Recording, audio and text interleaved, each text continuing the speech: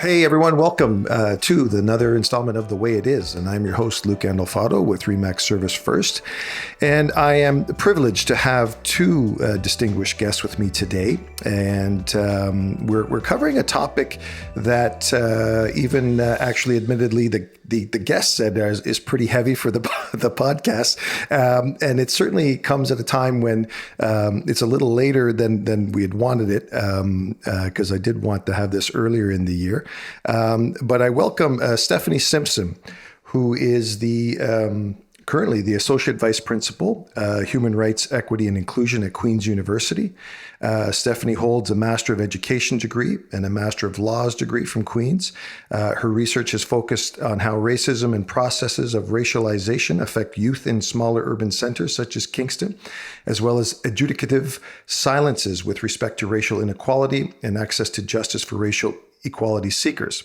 Stephanie represents Queens on the Kingston Immigration Partnership Operations Committee Council, currently acting as the council's co-chair. And then we also welcome Lavie Williams, after earning her Bachelor of Science from Queen's and then a Master of Arts in Human Rights from the University of Sussex.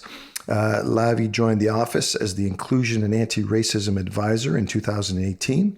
Lavie brings her passion for and experience with anti-racism and anti-oppression work to contribute directly in developing, implementing, and monitoring institutional inclusion and anti-oppression strategies. Lavie is a central point of contact for individuals and units who wish to access all related anti-oppression and anti-racism initiatives, processes, and services at Queen's. Welcome both. Thank you for being here. Pleasure to be here. Thanks. Yeah, well, no. And as I said, I back in February, when it was Black History Month, I thought I spoke with Ben, who sort of helps organize guests and podcast topics. And I thought that this was something that if we could have something that was related or at least in tune with that. But I guess, we live in a community, and I've been here born and raised my entire life, a product of Italian immigrants, as my bio says, and spoken about over various podcasts. It's a topic that needs discussion and needs conversation. So with that, Stephanie, I guess I'll start with you. You've been in that department since 1996. You were promoted in 2018. Maybe give us a bit of your observations then and during and now in terms of where you started, the changes you've seen, and what you see for the future. Thanks. That's a big question.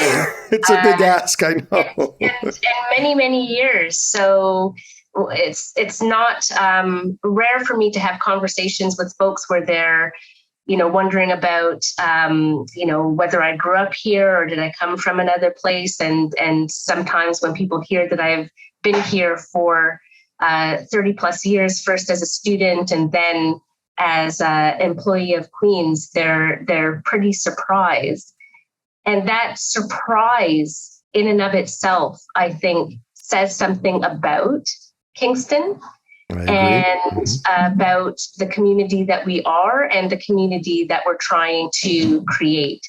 To be even more blunt about that, this is still a place where people see Kingston as a predominantly white community, a white town, and where the existence of racialization, of Blackness, for example, is still seen as a surprise.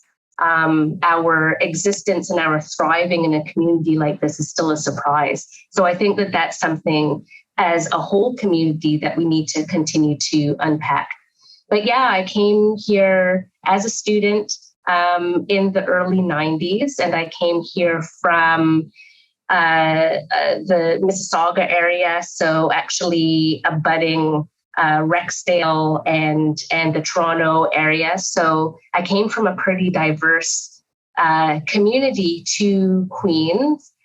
And there were, there are many, many good things, positive things about my Queens experience over the years, but it was difficult.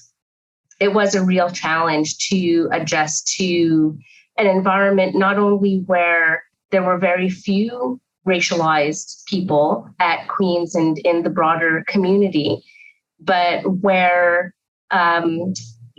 difference in and of itself was not openly valued, openly welcomed. It didn't feel like a place where I could be myself and, where, my experience meant something. And so I had a difficult time here. And those were the years of, something really beginning to change, though, in the Kingston and Queens communities. Beginning, I think, probably mid-'80s, there was quite a lot of activism in community and on campus around sexual violence or a movement against sexual violence. I don't know how long you've been here, Luca, and if you remember that. Yeah, I was at Queen's 84 to 88. Oh, so yeah, okay, all right. I was there for that. It may have just missed each other. So there was a lot happening on campus. There was a lot of activism for women's rights. And there was an activism that was growing around race relations and anti-racism as well. And there were, I'm going to throw it to you, Lavie, in just a minute, because I don't want to talk all day about my story. But there were a lot of people kind of in sort of a Queens Kingston coalition working together around race relations, which is what it was called at the time. And some of those folks are still around. Some of those folks sadly have passed. And one of the leaders of the anti-racism race relations beginnings in the Kingston area was Phil Quattrochi. I don't know if you know about Phil Quattrochi. I do remember him. Yes. Lovely man. Absolutely. Yeah. So it was a turning point. The late 80s and early 90s was a turning point, and the conversation was starting to change. And there was a recognition that we needed to do more than give lip service to the idea of inclusion, that we needed to recognize where there were some real gaps and where there were some real, to be frank, violences that were being directed to people who were racialized and people from other groups, 2S LGBTQ groups, for example. And there was just a real, I think, passion beginning in this area for this place to be different. And that's kind of what I'm seeing happening now. There have been different ebbs and flows over the years in terms of this work.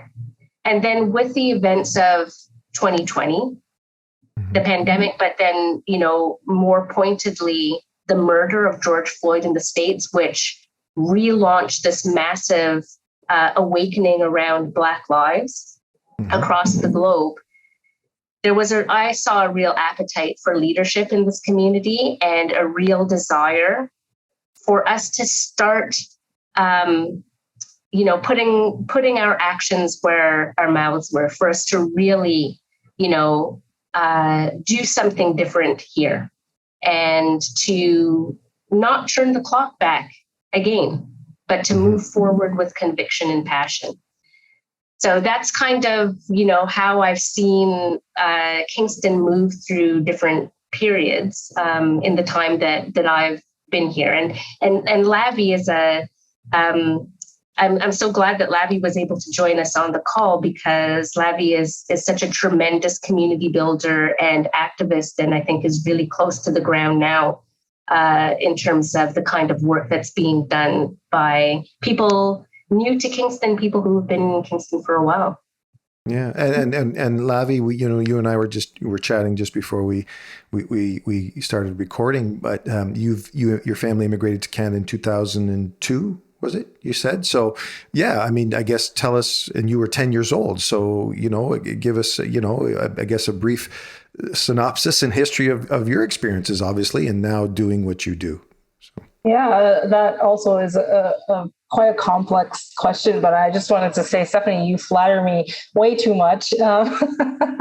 And, to your point, Luca, around wanting to have had this conversation in February, I'm not sure if you're aware, but now's an ideal time because August 1st was Emancipation Day, and it's the second officially recognized day of emancipation in Canada, or at least in Ontario. So I think that this conversation is timely, but depending on the time of year or at any time in the year, it's always important to be having. Absolutely. And it certainly wasn't my intention to say that it's only should be talked about in February for sure. And actually, I have a point about, because not to cut you off just but quickly, I did get I read the Mayor Patterson's Emancipation Proclamation, watched the YouTube video of it's Albina Beloved. I've forgotten her last name now, but the poem that she did for Kingston, which was fantastic. Actually, it was brilliant. But anyway, yes. So please carry on. Yeah. No,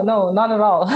And so for me, my sort of familiarity with Kingston, but Canada more broadly, really comes into play around 10 years old. And at that point, moving from a country that was predominantly Black to moving to a country where at least we moved to the GTA, where there is an expression and a celebration of the number of diversity, or the amount of diversity that exists in Ontario and Toronto and so forth.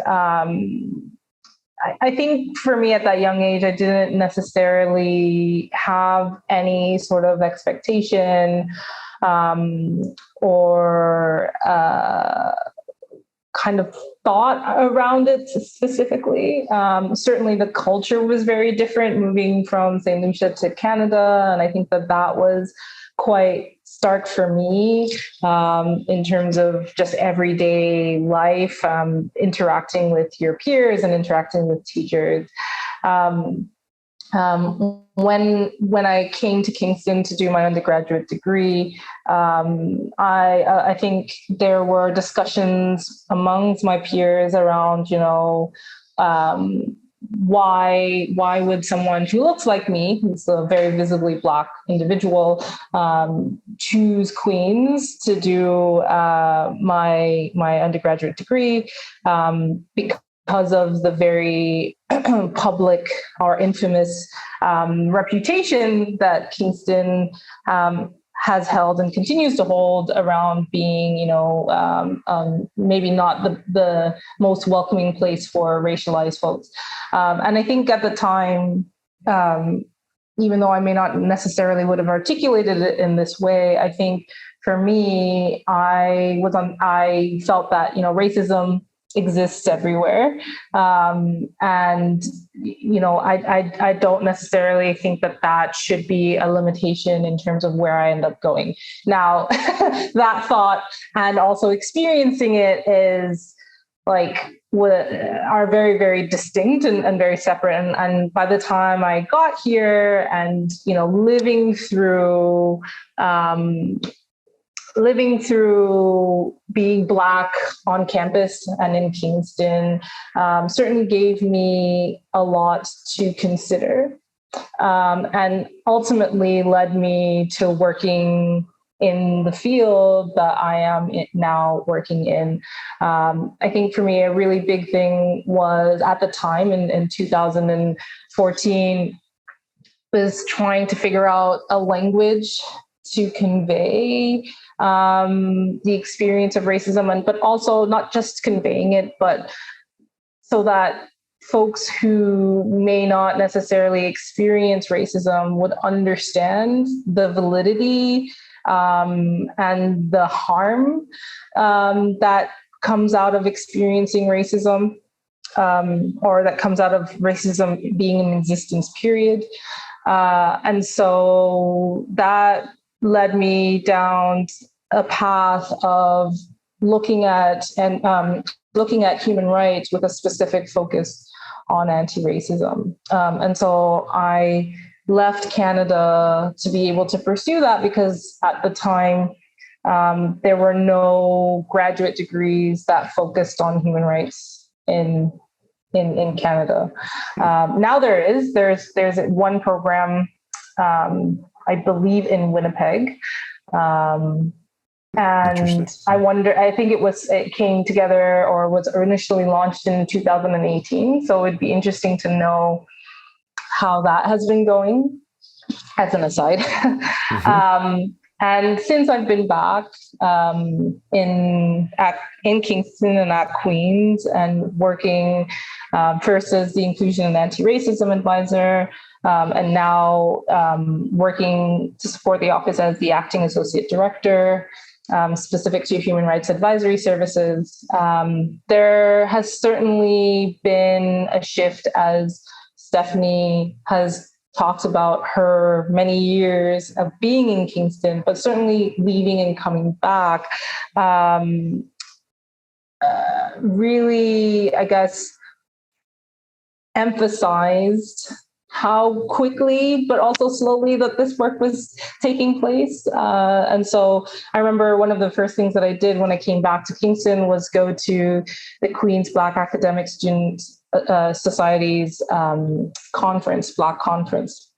And walking into the room, which was held at the TED Center, and being absolutely floored by the number of Black students that were in that room, and thinking back to my time, and kind of being in the space where I was like, this would have never been able to happen because we just did not have these numbers. And so with that critical mass on campus, and resulting also in the community, I think we have been able to create spaces in community and on campus to really support one another and work towards what we would like to see in a space like Queen's, but more broadly in terms of living in Kingston. And so for me, that experience of being a student in Kingston has really shaped how I go about living as a community member in Kingston, and making sure that people, and particularly Black people, don't feel isolated. Yeah, well, and thank you for all of that. I mean, there's a lot to unpack, and we have a limited time, because I'm sure this conversation could go on for quite some time. But sticking on the before we get into Kingston, let's stick with the university. I mean, and Queen's certainly, Stephanie, and you alluded to it, certainly the face of the student body, and I dare say the department staffs and the just the staffs in general has changed. I mean, Queen's has a huge push. Granted, it's for economic reasons, for bringing in international students. So I dare say that there's been some increase in diversity and ethnicities on campus, correct? Am I correct in assuming that, obviously? So. Yep, no, there definitely has been a shift. And I would say, although, yes, the number of international students has increased over the years, that, they certainly don't make up the majority of racialized students that you see on campus. It's, Canadian racialized students, domestic racialized students that you're seeing, increasing more and more. So that's, but there is a lot more student diversity on campus. For sure. And there you go. I just caught myself, because there you go. You touched on it, how it's still a surprise for people to think that you're, when you say I've been in Kingston for 30 years, and here I am making again, an inadvertent misspeak in terms of thinking that diversity comes from international students, when it can obviously can come home, locally, obviously, and from within the province and within the country, right? So. Absolutely, yeah. No, it's a common misconception, right? That again, that difference is not us, that it comes from outside of us, whoever us is, it comes, to us externally.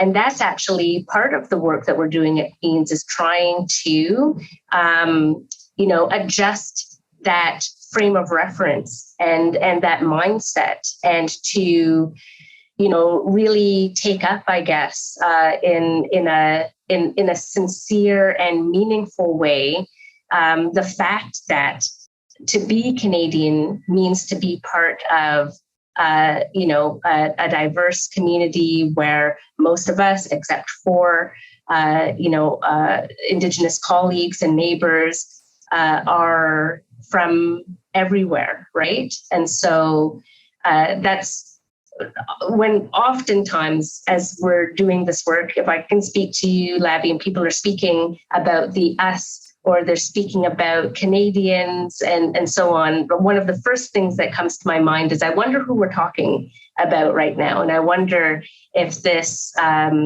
is really being looked at through that diverse lens that naturally exists within our community.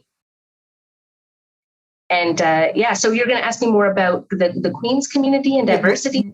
Yeah, I mean, just in terms of, I don't know. Does in terms of hiring practices, does Queen's have a I guess what we would term an affirmative action program? Are there steps in place in terms of trying to increase diversity amongst its department head, amongst the departments?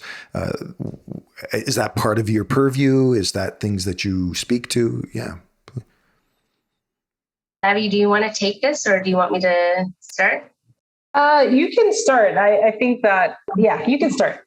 Okay, let me start. So absolutely. So one of the things that, is a core to conversations about indigenization, equity, diversity, inclusion, and accessibility and anti-racism at the university. So lately we've been using the acronym EDIAA in our office.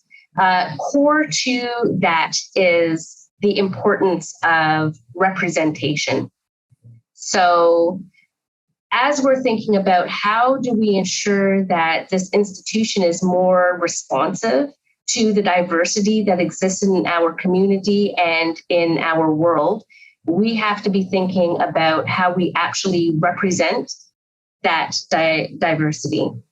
And, we operate, under the premise, or, through the lens of thinking that if our community is not reflective of the broader community that we serve, then there may be barriers to people's participation that we need to examine and we need to eliminate, so that people are represented, but also so that they see themselves represented. It's so critical. And our students at different times over the years have spoken about this, that it's possible for people to go through many years, 4 years of an undergraduate education, and never, to their knowledge, be taught by a racialized person. We think about the value of the education that we're trying to provide in terms of global citizenship, in terms of community leadership. Think about how important that is to be able to interact with leaders from different communities. And for people to go through their education and not have that, that is a real concern that we need to address. I'll give you just a little anecdote if you can indulge me. So absolutely. I taught a course last year on race and racism for the university, and it was a great experience. I met a lot of really great students. But at one point in the course, we were talking about employment equity. And I asked the class, I said, in all of the years that you have been here, how many of you have been taught by a Black professor? And most of the class kind of shifted in their seats and looked around. And then a few students, about 6, kind of went like this. And I was like, really? I was like, who are you taught by? And they all went like this. I pointed at me. I just thought that was so funny, but sad at the same time, right? Poignant, for sure. With their singular experience a half credit elective on race and racism. So, why weren't they being taught by, racialized or Black or Indigenous scientists and, scholars of literature and history and, the many, many things that we teach here, clinicians as well. So we're working on it. Yes, it's a key part of our plan. In this environment, in Canada in general, we don't have affirmative action per se. We have employment equity, which is, focused on goal setting as opposed to, filling quota filling. Yeah, so that we do not do that at Queen's, so we can dispel any myths around that right now. But we have a pretty robust program here.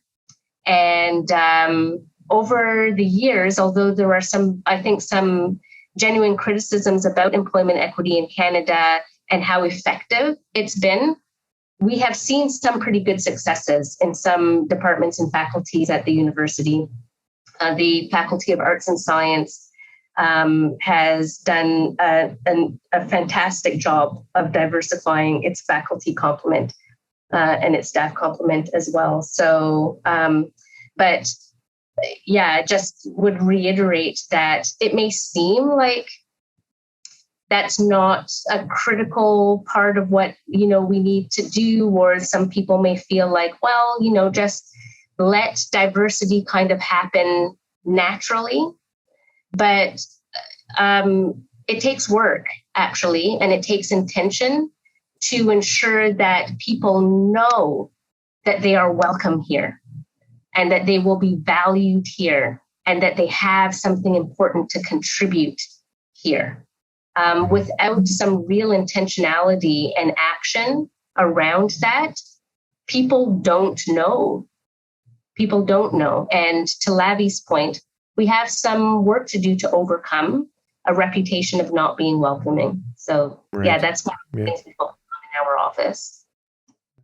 And Lavie, I'll let you carry on or add your perspective onto that. So. Yeah, I think Stephanie said it all. The one thing that I guess I would add is to say that, around employment equity and in particular, in terms of the work that we do as a university space in Kingston, is to move beyond this idea of compliance, right? Like there's no, I don't think necessarily number or threshold that will mean, yes, our work is done. It takes that intention and that continuous critical thinking about our society at large, in terms of creating those spaces, and, having people feel belonging, having people feel that they are welcomed, and, be able to put that back into the community, so that as more and more people come to Kingston, as Kingston becomes more diverse, and a home to many different people from different walks of life, they know that they can build a life here, no problem at all. There won't be any second guessing. Hopefully, that's the goal, and they know that they can find their people and find community. And so, given what you've just described, and the challenges that come with it, because obviously, to hear that Queen's is or was and is getting better or was unwelcoming, I dare say the community, the city of Kingston, would have its label that way too. But how do you start breaking down those systemic barriers? That's the crux of it, right? You're in a predominantly white community, a predominantly white university, a university that was founded on aristocracy, on all of that, right? So. I know that's another big question. I know I'm asking. I was about to say that's the question of the day, of the year, of the decade. Yeah. And I think, that's a lot of the things that many people across the institution, across the city do put their minds to in terms of problem solving. And I think it is multi-pronged in terms of the approach. I mean, one aspect that is heavily leaned on is education, and talking about the different systems and how they work together to create oppression, and what role each individual has in countering these systems of oppression. And as I mentioned earlier, moving away and then coming back, you kind of see, how quickly things change, but also how slowly they change. And what I really meant by that is I found that, when you are inside or within a particular experience or place, it's hard to notice all of the changes that are happening simultaneously. But also when you take that opportunity to step away and you come back, you're like, oh, wow, like this is very different, but still the same, that there's still stuff that we need to do. And so I think for me, it includes education, but it also includes not being complacent, and saying, we've done all we can do and that's it. There's always more to do. And there are very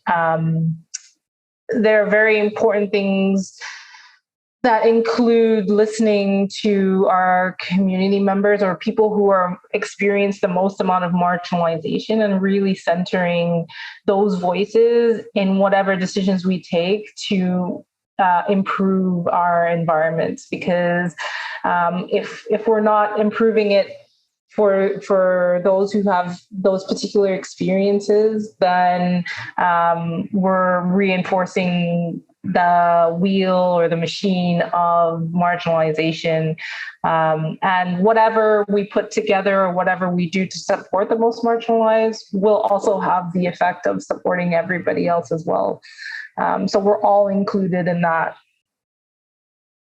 And I mean, here's the paradox, I guess, or the contradiction, in the sense that we're living in a time when, admittedly, it's one of the most enlightened times of the history of the world, and yet now you go to the pandemic and you have the curtain pulled back on the really ugly realities of the world we live in. And so how do you reconcile that? And I mean, I understand absolutely. I mean, the first thing that came to mind when I even asked the own question was education, because that's obviously at the core of enlightenment and getting people to see through their different lenses and things. But is it a case now of, because the pandemic, was it like one step forward, now two steps back? Or how has the pandemic, I guess, how have you seen it unfold, both on campus or within the community of Kingston?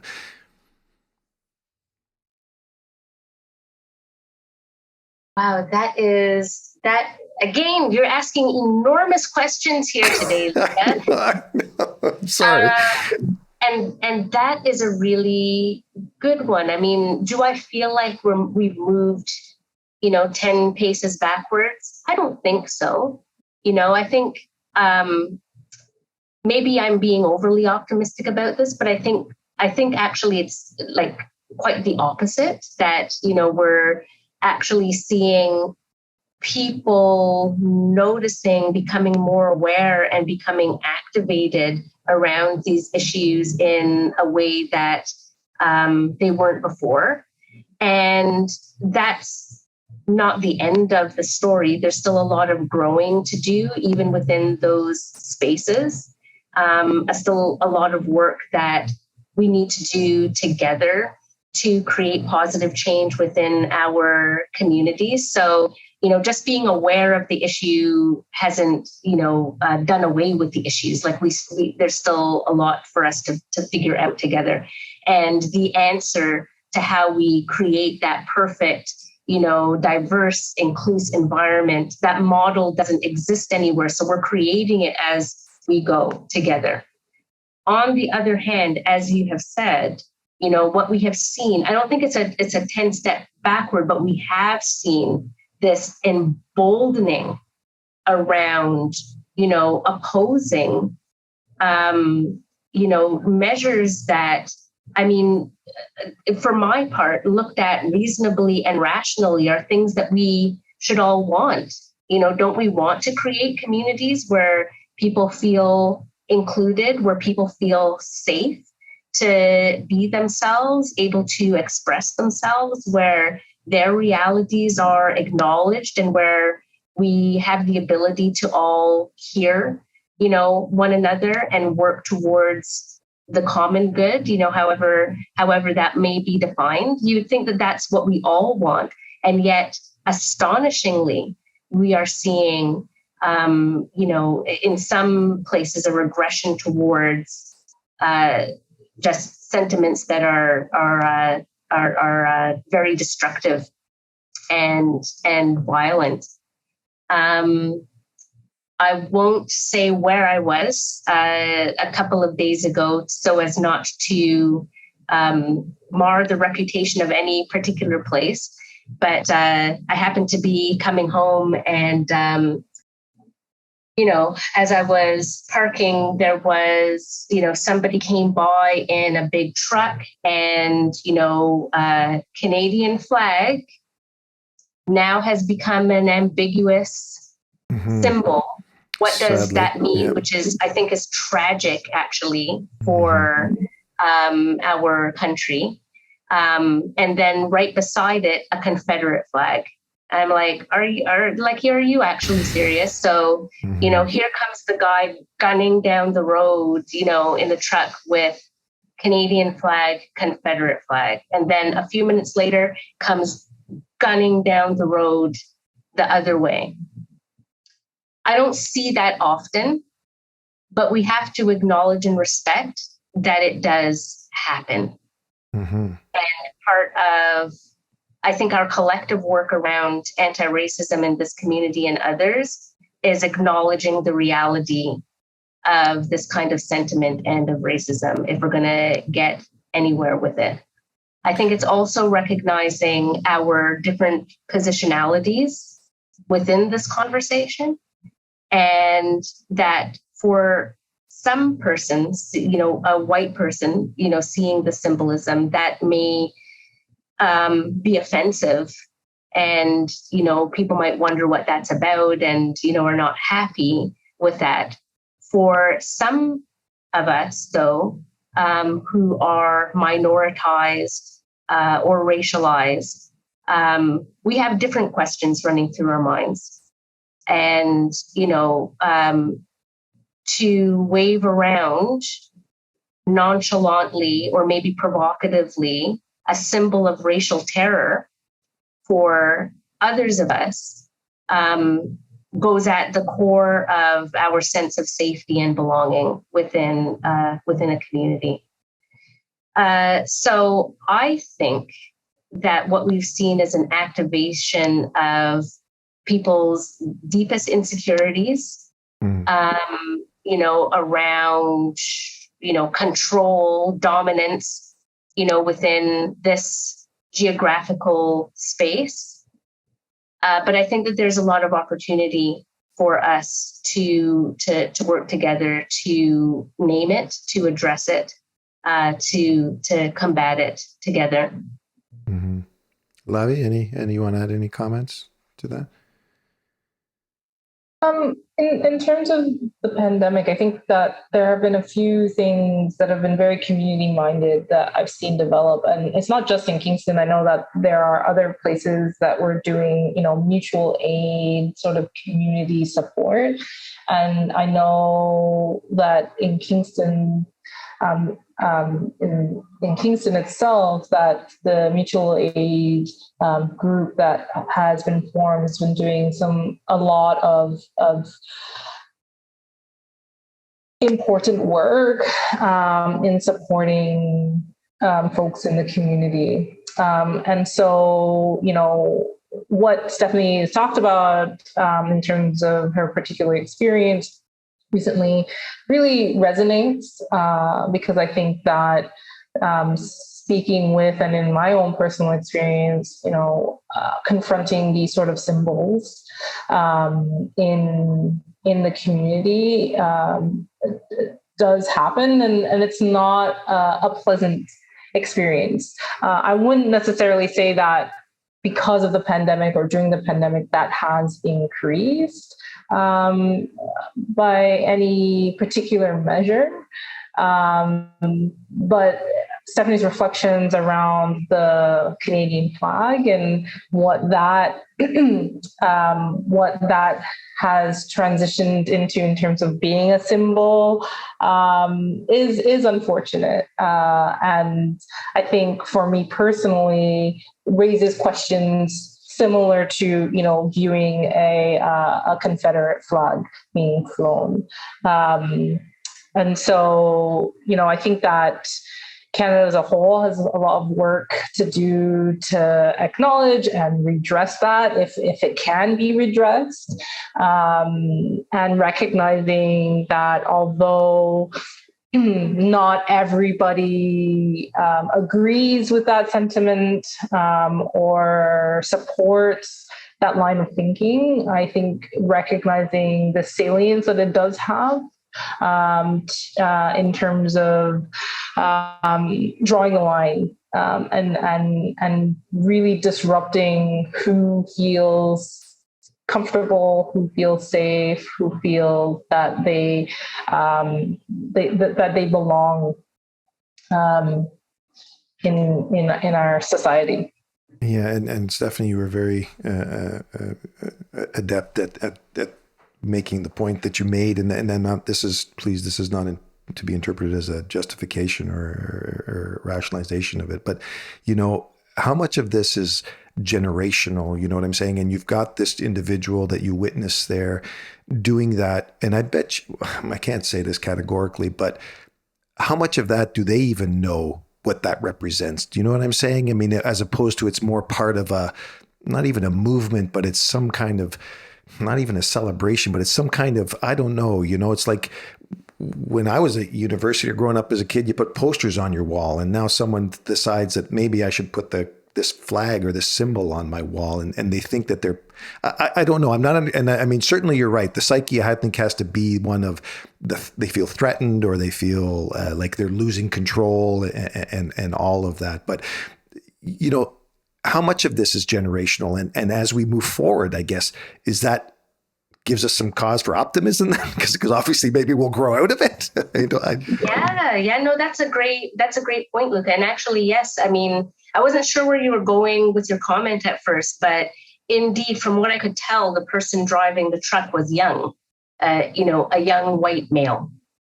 And so I think that the way in which far right extremism is reaching young white males is something that we need to really consider very carefully and work towards dismantling. And how we do that exactly, I think that there's lots of conversations about counter-radicalization and so on that are happening.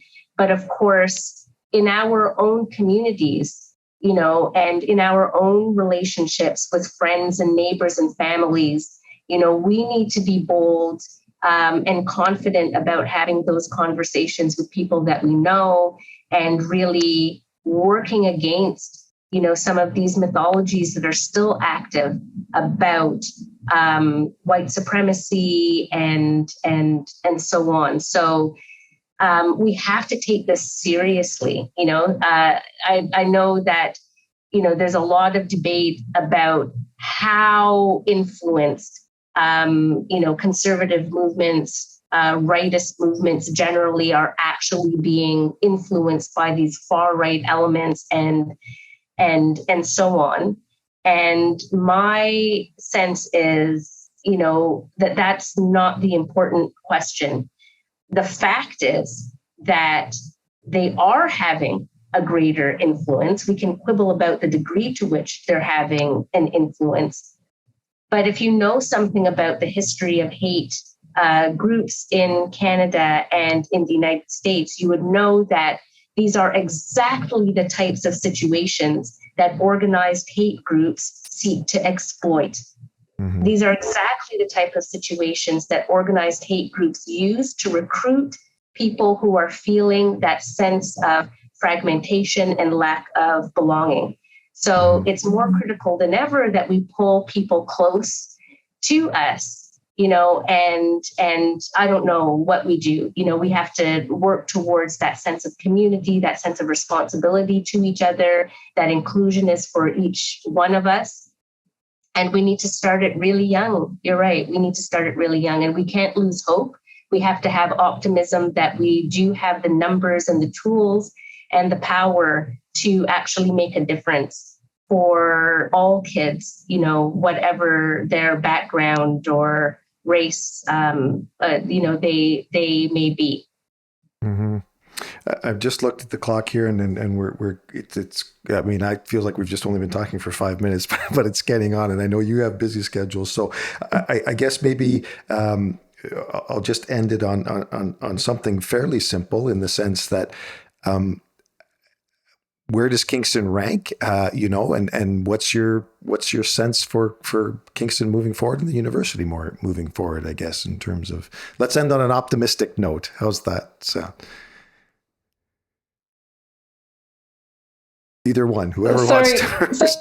So your question is, where does Kingston rank, and what was the? Yeah, I mean, you've been to you've moved away, come back. I guess, Lavie, for you, how does Kingston fare? Where does it? And I'm not that we want to put it on a scale or whatever, but I mean, you've been in different communities. Are we the best? Are we the worst? Are we in the middle? Or where I mean, where are we? I guess.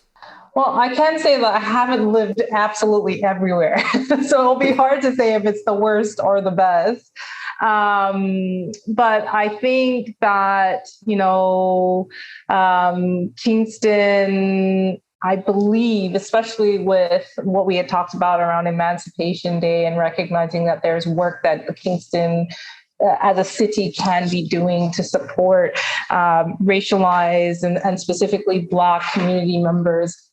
And also the work that they've been doing with Indigenous communities around. I know that I recognize that they have the Indigenous craft makers farmers market in the square, in Springer Market Square, and so on. So the work that they're doing, and they realize that they have a role to play in setting an example, and really being intentional, but being loud, so to speak, about the fact that they are supportive of the many groups of individuals who have lived in Kingston over the many hundreds of years, who may not have necessarily found themselves at the center or been treated like they're an integral part of the community. I think that work, as it continues, will hopefully disrupt the narratives and the beliefs that, Kingston is a white town.